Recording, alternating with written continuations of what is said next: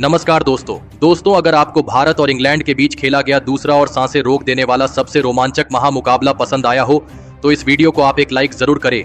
इस वीडियो का like target 400 like है, तो इस वीडियो को आप दिल से लाइक जरूर करें। दोस्तों, भारत और इंग्लैंड के बीच 5 मैचों की T20 श्रृंखला खेली जा रही है और इस T20 सीरीज के दूसरे और सबसे रोमांचक T20 मुकाबले में क्रिकेट इतिहास की 2 सबसे बड़ी टीमें एक दूसरे से भिड़ी। इस बार सूर्यकुमार यादव की भारतीय टीम के सामने जॉस बटलर की इंग्लैंड की टीम खड़ी थी। इस रोंगटे खड़े कर देने वाले महामुकाबले में भारतीय कप्तान सूर्यकुमार यादव ने टॉस जीता और पहले गेंदबाजी का फैसला लिया और इंग्लैंड की टीम को पहले बल्लेबाजी के लिए आमंत्रित किया। उसके बाद रनों की बारिश करने की इरादे से इंग्लैंड के 2 दिग्गज ओपनर बल्लेबाज मैदान में उतरे।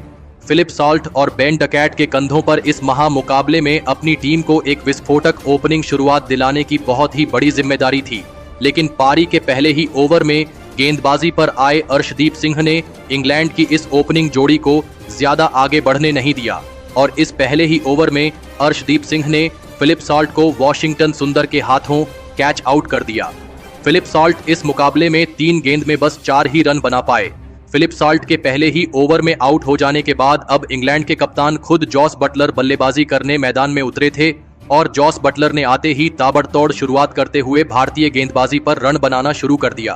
पारी के तीसरी ही ओवर में विकेट निकालने वाले अर्शदीप सिंह को जॉस बटलर ने 2 चौके और एक शानदार छक्का लगा दिया था, लेकिन उसके अगले ही ओवर में उनके साथ बल्लेबाजी कर रहे और इंग्लैंड के दूसरे ओपनर बल्लेबाज बेन डकैट को वॉशिंगटन सुंदर ने ध्रुव जुरैल के हाथों कैच आउट कर दिया।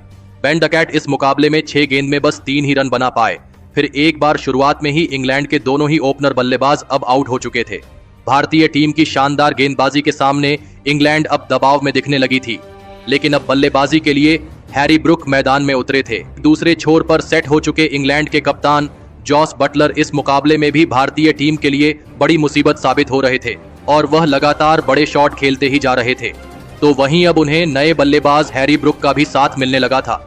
दोनों के बीच अब एक मजबूत साझेदारी बननी शुरू हो चुकी थी, जिसने भारतीय कप्तान सूर्यकुमार यादव की परेशानियां बढ़ा दी थी। लेकिन तभी गेंदबाजी पर आए वरुण चक्रवर्ती ने हैरी ब्रुक को क्लीन बोल्ड कर दिया। हैरी ब्रुक 8 गेंद में 13 रन बनाकर आउट हो गए। वरुण चक्रवर्ती ने एक महत्वपूर्ण मौके पर आकर इंग्लैंड की एक खतरनाक दिख रही साझेदारी को अब तोड़ दिया था, जिसने भारतीय टीम की इस मुकाबले में फिर एक बार वापसी करवा दी थी। अब बल्लेबाजी के लिए लियम लिविंगस्टन मैदान में उतरे थे और फिर लियम लिविंगस्टन ने भी सेट हो चुके अपने कप्तान जॉस बटलर के साथ मिलकर एक और साझेदारी अपनी टीम के लिए बनानी शुरू कर दी थी। लेकिन तभी गेंदबाजी पर आए अक्षर पटेल ने सेट हो चुके और भारतीय टीम के लिए एक बड़ा खतरा बन चुके इंग्लैंड के कप्तान जॉस बटलर को तिलक वर्मा के हाथों कैच आउट कर दिया। जॉस बटलर 30 गेंदों में 45 रन बनाकर आउट हो गए। इंग्लैंड की टीम अब एक बड़ी मुसीबत में थी, क्योंकि उन्होंने उनके कप्तान को अब खो दिया था। भारतीय गेंदबाज इंग्लैंड के खिलाड़ियों को कोई भी बड़ी साझेदारी बनाने नहीं दे रहे थे। अब बल्लेबाजी के लिए जेमी स्मिथ आए थे और जेमी स्मिथ ने भी आते ही बड़े शॉट खेलकर अपना खाता खोला था। लेकिन दूसरे छोर पर बल्लेबाजी कर रहे लियम लिविंगस्टन को इसी बीच अक्षर पटेल ने हर्षित राणा के हाथों कैच आउट कर दिया। लियम लिविंगस्टन 14 गेंद में 13 रन बनाकर आउट हो गए। भारतीय स्पिन गेंदबाजी का लाजवाब प्रदर्शन इस मुकाबले में इंग्लैंड की बल्लेबाजी के लिए सबसे बड़ी मुसीबत साबित हो रहा था। कप्तान सूर्यकुमार यादव अपने स्पिन गेंदबाजों से बहुत ही खुश नजर आ रहे थे। अब बल्लेबाजी के लिए जेमी ओवर्टन आए थे, लेकिन दूसरे छोर पर बल्लेबाजी कर रहे जेमी स्मिथ लगातार बड़े शॉट खेल रहे थे।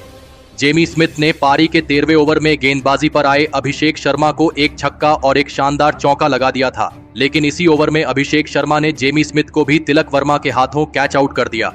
जेमी स्मिथ 12 गेंद में 22 रनों की धमाकेदार पारी खेलकर आउट हो गए थे। इंग्लैंड की टीम ने अब अपने 6 बल्लेबाजों को खो दिया था। इंग्लैंड की मुश्किलें खत्म होने का नाम ही नहीं ले रही थी। अब बल्लेबाजी के लिए बाइडन कर्स आए थे, लेकिन जिस भारतीय टीम की स्पिन गेंदबाजी पर इंग्लैंड के टॉप के बल्लेबाज नाकामयाब रहे, उसी स्पिन गेंदबाजी पर बाइडन कर्स गजब के फॉर्म में नजर आ रहे थे और वह भारतीय टीम के दिग्गज स्पिन गेंदबाजों के ऊपर लगातार छक्के चौके लगा रहे थे, जिसने भारतीय टीम को अब फिर एक बार दबाव में डाल दिया था। लेकिन तभी दूसरे छोर पर बल्लेबाजी कर रहे जेमी ओवर्टन को वरुण चक्रवर्ती ने क्लीन बोल्ड कर दिया।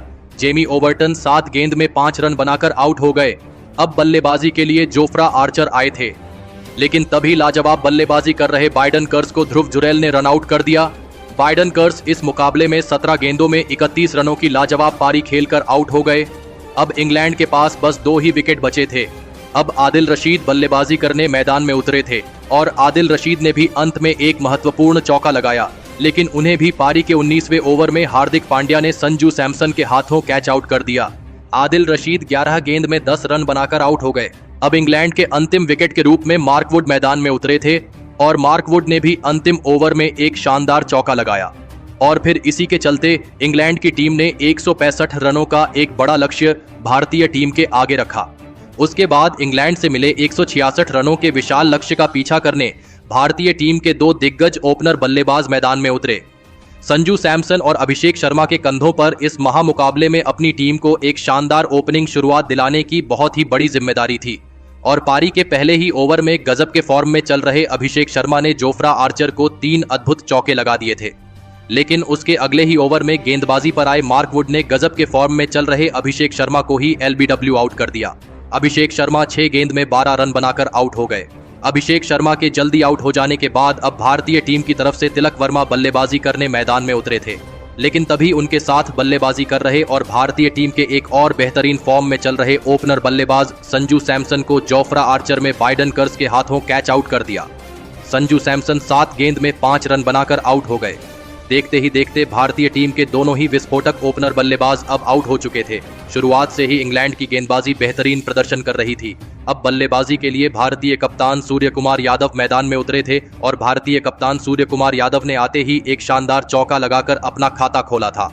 तो वही उनके साथ बल्लेबाजी कर रहे तिलक वर्मा भी गजब के फॉर्म में नजर आ रहे थे। तिलक वर्मा ने इंग्लैंड की गेंदबाजी पर छक्कों की मानो बारिश ही कर दी थी। अब तिलक वर्मा और भारतीय कप्तान सूर्य कुमार यादव के बीच एक ताबड़तोड़ साझेदारी बननी शुरू हो गई थी और यह साझेदारी लगातार मजबूत होती जा रही थी। दोनों ने मिलकर अब अपनी टीम को 58 रनों पर पहुंचा दिया था, लेकिन तभी गेंदबाजी पर आए बाइडन कर्स ने भारतीय कप्तान सूर्य कुमार यादव को ही क्लीन बोल्ड कर दिया। भारतीय कप्तान सूर्य कुमार यादव 7 गेंद में 12 रन बनाकर आउट हो गए। इंग्लैंड के लिए एक बड़ा खतरा बनती जा रही इस साझेदारी को तोड़कर बाइडन कर्स ने भारतीय टीम को अब दबाव में डाल दिया था। अब बल्लेबाजी के लिए ध्रुव जुरेल मैदान में उतरे थे, लेकिन ध्रुव जुरेल ज्यादा देर तक इंग्लैंड की गेंदबाजी का सामना नहीं कर पाए और बाइडन कर्स ने ध्रुव जुरेल को भी रेहान अहमद के हाथों कैच आउट कर दिया। ध्रुव जुरेल 5 गेंद में 4 रन बनाकर आउट हो गए। भारतीय टीम कोई भी साझेदारी बनाने में असफल हो रही थी। एक छोर पर तिलक वर्मा पूरी तरह सेट हो चुके थे, लेकिन उनका साथ कोई भी नहीं निभा पा रहा था। अब बल्लेबाजी के लिए हार्दिक पांड्या मैदान में उतरे थे और हार्दिक पांड्या ने भी आते ही एक शानदार चौका लगाकर अपना खाता खोला था, लेकिन हार्दिक पांड्या भी इस अपनी पारी को ज्यादा बड़ी नहीं बना पाए और पारी के 10वें ओवर में जेमी ओवरटन ने हार्दिक पांड्या को फिलिप साल्ट के हाथों कैच आउट कर दिया। हार्दिक पांड्या 6 गेंद में 7 रन बनाकर आउट हो गए। अब भारतीय टीम में अपनी आधी बल्लेबाजी को खो दिया था। भारतीय टीम अब एक बड़ी मुसीबत में फंसने वाली थी, लेकिन अब बल्लेबाजी के लिए वॉशिंगटन सुंदर मैदान में आए थे। लेकिन अब रिक्वायर्ड रन रेट का दबाव लगातार भारतीय बल्लेबाजों पर बढ़ने लगा था। वॉशिंगटन सुंदर और तिलक वर्मा की इस जोड़ी पर अब बहुत ही बड़ी जिम्मेदारी आ चुकी थी, लेकिन इंग्लैंड के गेंदबाजों के सामने बड़े शॉट खेलना इन दोनों को भी मुश्किल लग रहा था। लेकिन ऐसे में भी वॉशिंगटन सुंदर और तिलक वर्मा ने एक अहम साझेदारी अपनी टीम के लिए बनाए और भारतीय स्कोरबोर्ड को रुकने नहीं दिया। अब इन दोनों ने मिलकर भारतीय टीम को 100 का आंकड़ा पार करवा दिया था और फिर तभी पारी का 13वां ओवर आया, जहां पर इंग्लैंड के सबसे तेज गेंदबाज यानी मार्क वुड गेंदबाजी पर आए और मार्क वुड की इस ओवर में वॉशिंगटन सुंदर ने अपने बल्ले का कमाल दिखाया और इस ओवर में 2 चौके और 1 गजब का छक्का लगाते हुए इस ओवर में वॉशिंगटन सुंदर ने मार्क वुड को 18 रन लगा दिए, जिसने भारतीय बल्लेबाजी पर बना दबाव पूरी तरह खत्म कर दिया। लेकिन तभी उसके अगले ही ओवर में गेंदबाजी पर आए बाइडन कर्स ने खतरनाक बल्लेबाजी कर रहे वॉशिंगटन सुंदर को ही क्लीन बोल्ड कर दिया। वॉशिंगटन सुंदर 19 गेंदों में 26 रनों की शानदार पारी खेलकर आउट हो गए। अब भारतीय पारी का 6ठा विकेट गिर चुका था। दबाव फिर एक बार भारतीय टीम पर दिखने लगा था। अब बल्लेबाजी के लिए अक्षर पटेल मैदान में उतरे थे, लेकिन अक्षर पटेल को भी लियम लिविंगस्टन ने बेन डकैट के हाथों कैच आउट कर दिया। अक्षर पटेल 3 गेंद में 2 रन बनाकर आउट हो गए। अब भारतीय टीम इस मुकाबले में पिछड़ती जा रही थी, क्योंकि अब तिलक वर्मा के अलावा भारतीय टीम के पास कोई भी बल्लेबाज नहीं बचा था। अब अर्शदीप सिंह बल्लेबाजी करने मैदान में उतरे थे। अब आखिरी 5 ओवरों में भारतीय टीम को जीत के लिए 40 रनों की जरूरत थी। अब पारी का 16वां ओवर जोफ्रा आर्चर डालने आए थे, लेकिन जोफ्रा आर्चर को इस ओवर में जो होने वाला था उसका कोई भी अंदेशा नहीं था। क्योंकि इस ओवर में तिलक वर्मा ने अपना असली रंग दिखाया और इस मुकाबले को जीतने का सपना देख रही इंग्लैंड की टीम के सभी इरादों को इसी ओवर में तिलक वर्मा ने खत्म कर दिया। दरअसल इस ओवर में जोफ्रा आर्चर को तिलक वर्मा ने 2 छक्के और एक शानदार चौका लगा दिया और इसी के साथ तिलक वर्मा ने अपना इस मुकाबले का अद्भुत अर्धशतक भी पूरा कर लिया।